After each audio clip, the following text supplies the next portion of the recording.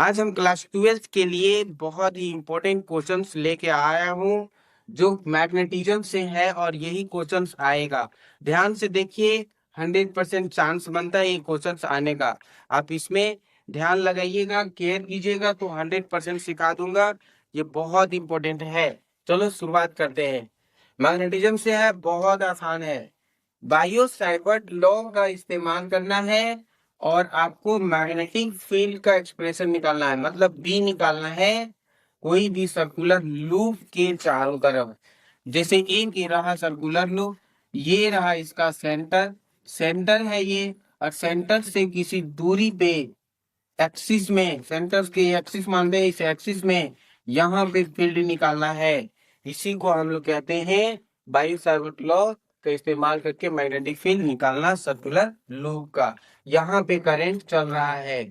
चलो इसको जानने से पहले कुछ डिटेल्स हम लोग जान लेते हैं कि आखिर ये बायो साइबर्ट लॉ होता क्या है। हम लोग जान लेते हैं बायो साइबर्ट लॉ ने क्या क्या एक्सप्रेशन दिया है, क्या क्या फॉर्मूला दिया है। तो पहला है, ये भी क्वेश्चन आ सकता है, स्टेटमेंट देना है और एक्सप्लेन करना है बायो साइबर्ट लॉ। बायो साइबर्ट लॉ क्या है तो स्टेटमेंट जानते हैं पहले। बायो साइबर्ट लॉ का इस्तेमाल कहाँ होता है? बायो साइबर्ट लॉ जो होता है, करंट को कैरी करने वाला वायर के चारों तरफ जो होता है मैग्नेटिक फील्ड को कैलकुलेट करता है। जैसे मान लेते हैं ये वायर है, इस वायर के अगल बगल जितना सारा फील्ड है, यहाँ पे कितना मैग्नेटिक फील्ड है, इसी को कैलकुलेट करता है। तो इसका मतलब हुआ बायो साइबर्ट लॉ एक एक्सपेरिमेंटल लॉ है जो कैलकुलेट करता है मैग्नेटिक फील्ड को around the current carrying wire. Current को कैरी करने वाले वायर के चारों तरफ मैग्नेटिक फील्ड को कैलकुलेट करता है। वो कौन करता है? बायो साइबर्ट लॉ का एक्सप्रेशन करता है। आसानी से आप मैग्नेटिक फील्ड निकाल सकते हैं छोटा सा मैथमेटिक्स लगा के। चलो शुरुआत करते हैं। सबसे पहले हमें एक करंट को कैरी करने वाला वायर को ले लेते हैं। मान लेते हैं ये है आपका करंट कैरिंग वायर, जिसमें करंट को कैरी किया जा रहा है। ये करंट कैरिंग का वायर है, इनफाइनाइट वायर है जो एल लेंथ का है। सबसे पहले इसमें करंट को हमने करा दिया कैरी। यहाँ पर हमने छोटा सा एक डीएल लेंथ काट लिया, और अगर ये प्रोडक्ट में रहता है करंट के साथ तो ये हो गया लेंथ। इसको डीएल को हम लोग लेंथ वेक्टर भी कह सकते हैं या करंट एलिमेंट लेंथ भी कहते हैं। लेंथ डीएल क्या है आपका? डीएल है लेंथ वेक्टर, या फिर इसको current length of current element, length of current element कह सकते हैं। लेंथ ऑफ करंट एलिमेंट कह सकते हैं। आई है amount of current, amount of current carry by the wire, और डीएल हो गया, आई भी हो गया। यहां से किसी जिस पॉइंट पे हम निकाल रहे हैं वहां पॉइंट पी ले लेते हैं। यहीं पे हमने डीबी फील्ड निकालना है। इसको निकालने के लिए हम यहाँ पर डिस्टेंस ले लेते हैं आर। तो बायो साइबर्ट लॉ ने पहला स्टेटमेंट बोला कि जो डीबी तुम निकालोगे इस पॉइंट पे आर पे, वो इसका length vector, length current element का लेंथ जो होगा, करंट एलिमेंट का लेंथ और करंट के प्रोडक्ट का डायरेक्टली प्रोपोर्शनल होगा। मतलब आई और डीएन के प्रोडक्ट के प्रोपोर्शनल होगा। ये जो डीबी होगा ना, वो करंट और लेंथ ऑफ करंट एलिमेंट के प्रोडक्ट के डायरेक्टली प्रोपोर्शनल होगा। क्या बोलेंगे? Magnetic field around the current carrying wire is directly proportional to current and length of current element। ये पहला स्टेटमेंट। दूसरा स्टेटमेंट बताता है कि ये जो डीबी है, इस दोनों जिस पॉइंट से हम निकाल रहे हैं वहां तक का जो लेंथ है उसके स्क्वायर के डायरेक्टली प्रोपोर्शनल होगा। तो 1/r² के डायरेक्टली प्रोपोर्शनल होगा। यही दो स्टेटमेंट आप लिख सकते हैं। पहला स्टेटमेंट लिख सकते हैं कि मैग्नेटिक फील्ड डायरेक्टली प्रोपोर्शनल होगा product of current and length of current element and inversely proportional होगा length distance of square of distance. Square of distance मतलब यहाँ से यहाँ तक का आर का डिस्टेंस के ये होगा। यहाँ पर स्टेटमेंट बना के लेना है। दूसरा हम इन दोनों इक्वेशंस को मर्ज कर देते हैं, जैसे कि डी बी डायरेक्टली प्रोपोर्शनल होगा I cross D L by are square. अब इस प्रोपोर्शनल को अगर हटाते हैं तो डी बी इक्वल टू हो जाएगा, एक प्रोपोर्शनलिटी कांस्टेंट दे देते हैं म्यू नॉट बाय 4 पाई, और यहाँ रह जाएगा आपका d l i cross D L by are square. ये म्यू नॉट बाय 4 पाई क्या है, तो इसे हम प्रोपोर्शनलिटी कांस्टेंट कहते हैं। हम आपको थोड़ा हिंट देता हूँ, बहुत इंपॉर्टेंट है ये। म्यू नॉट बाय 4 पाई ये प्रोपोर्शनलिटी कांस्टेंट होता है जिसका वैल्यू होता है 10⁻⁻7 टेस्ला मीटर पर एम्पियर। टेस्ला मीटर पर एम्पियर। अब म्यू का केवल वैल्यू बोलेगा, इसे हम मैग्नेटिक परमिटिविटी कहते हैं, मीडियम क्षमता को बताता है। इसको 4 पाई को उधर भेज देंगे, म्यू नॉट इधर बच जाएगा, 4 पाई उधर, तो हो जाएगा 4 पाई इंटू 10⁻⁻7 टेस्ला मीटर पर एम्पियर यूनिट होता है म्यू का, और म्यू नॉट बाय 4 पाई का वैल्यू होता है 10⁻⁻7। अब इसका डायमेंशनल फार्मूला आप निकाल सकते हो, जिसका डायमेंशनल फार्मूला याद रखिएगा MLTA लगा के इसमें हम लगा देते हैं 11 और इधर लगा देते हैं 22, इसमें प्लस प्लस इसमें माइनस माइनस लगा दीजिएगा। ये हो गया इसका डायमेंशनल फार्मूला। किसका डायमेंशनल फार्मूला हो गया, ये जो परमिटिविटी है उसका। अब हम इसी फार्मूला को अगर वेक्टर फॉर्म में देखेंगे तो आई खत्म, इसमें आर दोनों तरफ उनको मल्टीप्लाई कर देंगे, तो डीबी अगर वेक्टर फॉर्म में देखेंगे हो जाएगा म्यू नॉट आई, साथ में रख देते हैं डीएन में एक आर, हम लोग पोजीशन वेक्टर को मल्टीप्लाई कर देते हैं, बाय नीचे एक आर और बढ़ा देंगे, ऊपर भी बढ़ाएंगे तो ये जाएगा 4 पाई इंटू आर का क्यूब। ये जो फॉर्म हुआ ये आपका आ गया वेक्टर फॉर्म। ये बाइट-साइवर्ट लॉ का यूज करके आपको मैग्नेटिक फील्ड निकालना है सर्कुलर लूप के एक्सिस में। ये देखो, ये है आपका सर्कुलर लूप, इसका सेंटर यहाँ है, ये रहा इसका रेडियस, और ये इस दूरी किसी डिस्टेंस पे यहाँ से यहाँ तक x डिस्टेंस ले लेते हैं, यहीं पे हमें मैग्नेटिक फील्ड निकालना है। तो ये चारों तरफ से एक्सिस में जाके यहाँ पे फील्ड निकालेगा, इफेक्टिव फील्ड निकालना पड़ेगा। मान लेते हैं length of current element DL है, ये डीएल करंट एलिमेंट, और इसके बीच में जो मैग्नेटिक फील्ड बनेगा, ये हो गया DP magnetic field. Length of current element के छोटा लेंथ के द्वारा छोटा फील्ड बनाया, इधर से भी कहीं से भी काट लेते हैं तो ये भी क्या हो जाएगा length of current element dB. और इन दोनों के बीच अगर हम थीटा कंसीडर करते हैं एंगल, तो ये हो जाएगा इफेक्टिव डीबी साइन थीटा में आ जाएगा, इफेक्टिव हो गया, ये साइन थीटा में हो जाएगा, इफेक्टिव मैग्नेटिक फील्ड हो गया। यही हो गया, इसी को चारों तरफ सर्कल से जो फील्ड वहां लगाएगा वो कंपोनेंट वेक्टर में तोड़ा गया है, कंपोनेंट फील्ड होगा, वो हो गया डीबी इफेक्टिव। ये डीबी इफेक्टिव हो गया। अब हमें हम जानते हैं कि किसी भी फील्ड को निकालना है तो इंटीग्रेट करना पड़ेगा छोटे छोटे फील्ड को।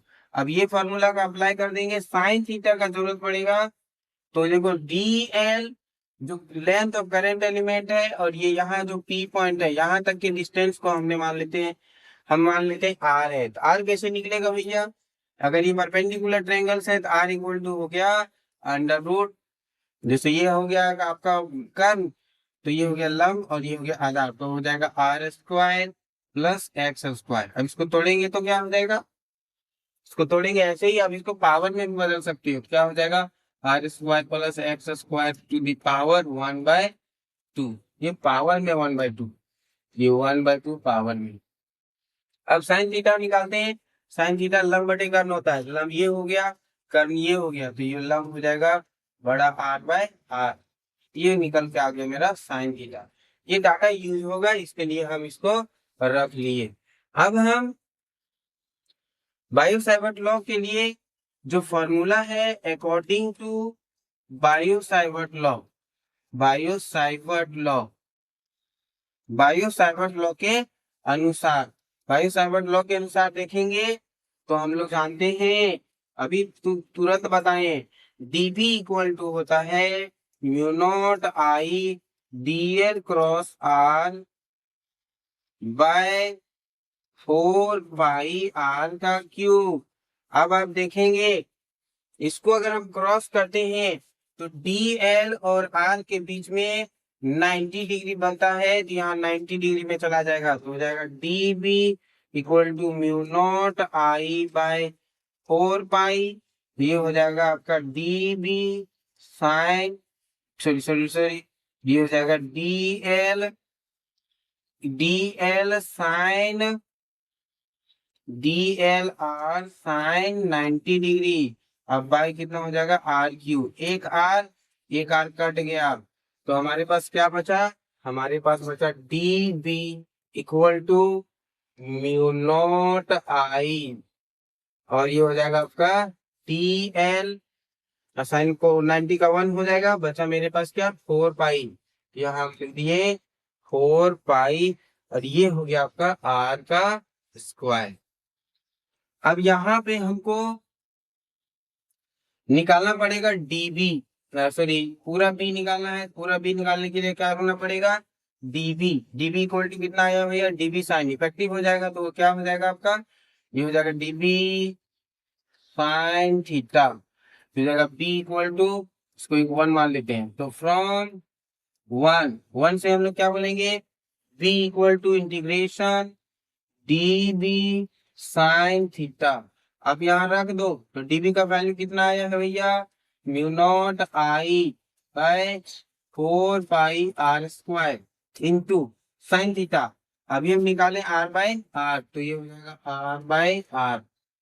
जो कांस्टेंट है उसे हम बाहर निकाल देंगे, जो कांस्टेंट है उसे हम बाहर, यहाँ dl छूट गया है, यहाँ dl भी लगा सकते हैं, क्योंकि dB का वैल्यू पूरा ही लिखना है। जो कांस्टेंट है उसे बाहर निकाल देंगे, तो क्या हो जाएगा, म्यू नॉट आई, आर भी तो बाहर निकलेगा, और नीचे जो है r³ में निकलेगा 4 पाई स्मॉल r का क्यूब। अब देखो, अब यहाँ पे हम देख पाएंगे इंटीग्रेशन में बचा dl। अब ये dl क्या है, तो ये छोटा छोटा dl पूरा सर्कुलर का है, तो पूरा सर्कल का जो पेरीमीटर होता है वो होता है integration dl equal to l equal to हो जाएगा 2 पाई r, क्योंकि जो है ना होता है आपका सर्कुलर, जो है सर्कुलर का पेरीमीटर होता है 2 पाई r, हम यहाँ रख देंगे 2 पाई r, हो जाएगा mu naught i r bye 4 pi r का क्यू इंटू 2 पाई r। अब देखेंगे एक r हो गया मेरा कैंसल, एक r हो गया मेरा कैंसल,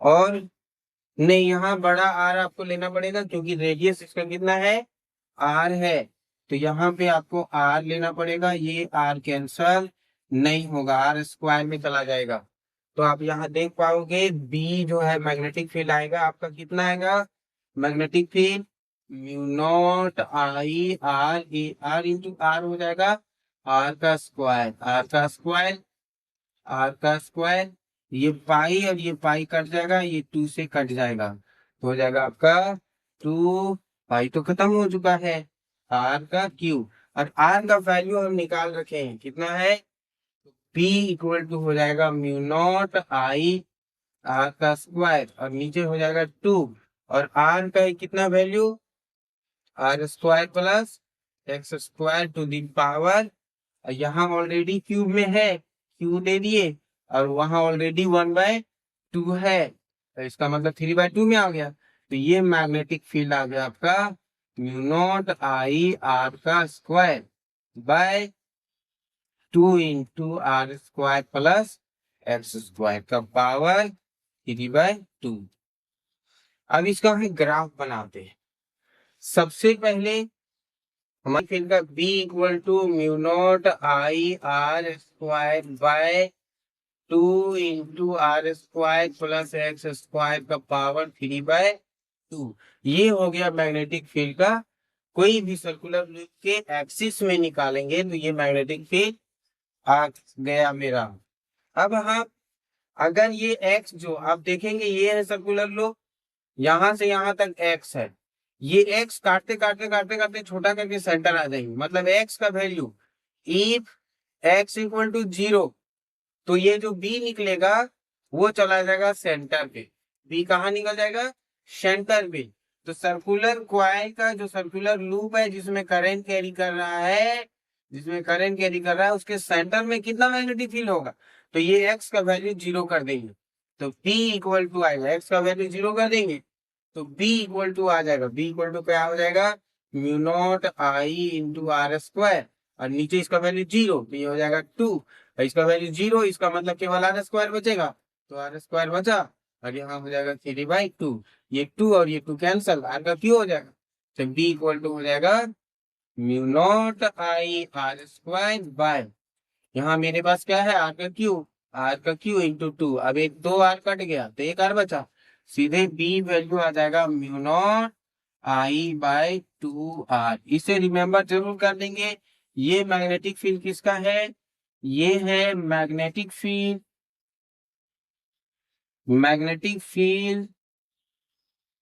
और magnetic field due to current carrying wire in centre में हमको मैग्नेटिक फील्ड मिल गया। अब इसका ग्राफ देखेंगे तो सबसे ज्यादा मैग्नेटिक फील्ड यहीं आया सेंटर में। कितना आया? तो ये इधर ले लेते हैं फील्ड, इधर ले लेते हैं एक्स का वैल्यू। तो अब ये कितना आया? मैग्नेटिक फील्ड सेंटर में आया। मैग्नेटिक फील्ड सेंटर में कितना आया है? म्यू नॉट आया, mu naught I by 2 R. अब इसके बाद अगर हम डिस्टेंस को धीरे धीरे बढ़ाते जाएंगे तो यहाँ तक बढ़ाएंगे, चाहे जो भी है धीरे धीरे बढ़ाते जाएंगे। तो जैसे जैसे डिस्टेंस बढ़ाओगे